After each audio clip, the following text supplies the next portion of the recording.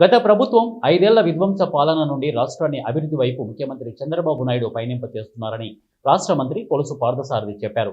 ఏలూరు జిల్లా ముసునూరు మండలం గ్రామంలో పలు అభివృద్ధి కార్యక్రమాల్లో మంత్రి పాల్గొన్నారు. ఈ సందర్భంగా ఏర్పాటు చేసిన సభలో మంత్రి పార్థసారథి మాట్లాడుతూ చిత్తాపూర్ గ్రామంలో జల్లీ-1 మిషన్ నిధులు, అలాగే 83.80 లక్షల వ్యయంతో నిర్మించిన వాటర్ ట్యాంకులు ప్రారంభించామని చెప్పారు. అదేవిధంగా తుమ్మగూడెంలో ప్రాథమిక వ్యవసాయ పరపతి సంఘం ఆధ్వర్యంలో ఏర్పాటు చేసిన పెట్రోల్ బంకును ప్రారంభించామని అన్నారు.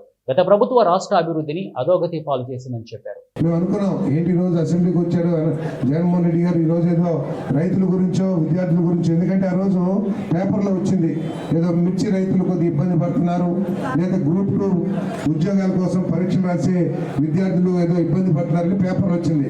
మేమందరం అనుకున్నాము ఆయన గొడవ చేస్తానికి వచ్చాడు, మనందరం కూడా తయారవ్వాలని చెప్పేసి మా పిఎని పిలిచి ఏంటి ఆ సమస్య ఏంటో ఒకసారి మా పూర్తిగా చెప్పమని చెప్పేశాం.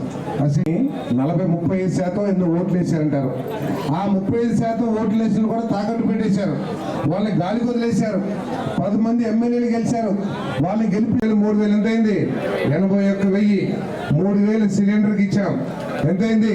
84,000 రూపాయలు. రేపు మాపో 20,000 రూపాయలు అన్నదాత సూటికి పోతా ఉన్నాం.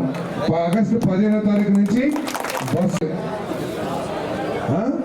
కనీసం ఇద్దరన్నా ఉంటారు కుటుంబానికి, 3, 4, 5 పిల్లలు ఉన్న కూడా ఉన్నారు. 2 పిల్లలు కూడా ఇచ్చారు, అది పక్కన పెడదాం.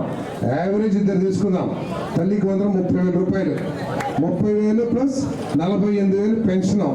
ఎంతైంది? పల్లికారులు మత్స్యకారులు ఎవరైతే ఉన్నారో వాళ్ళకి కేవలం 10,000 ఇచ్చారు వేట నిషేధ సమయంలో.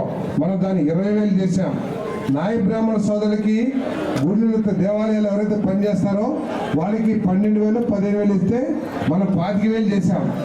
అదేవిధంగా చేనేత కార్మికులకి వాళ్ళు ఏదైతే నూనె వాడతారో దాని మీద పూర్తిగా ట్యాక్స్ని తీసేసి వాళ్ళకి 500 యూనిట్లు ఫ్రీగా, పవర్ లూమ్ అయితే 200 యూనిట్లు ఫ్రీగా ముందుకెళ్తా ఉంటే